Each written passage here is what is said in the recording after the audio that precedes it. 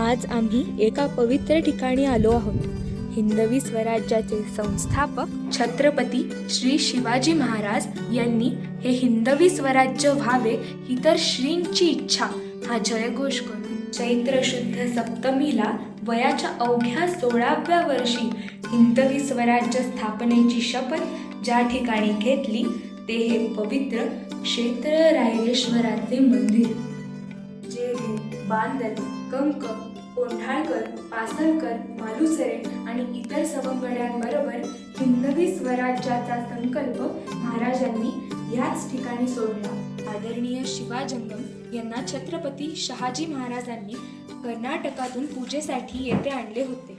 त्यांचे वंशज आजही गडावर आहेत. प्रताप पुरंदर क्षत्रिय कुलावतंस सिंहासनाधीश्वर राजाधिराज श्रीमंत श्री श्री श्री छत्रपती शिवाजी महाराजांचा विजय असो.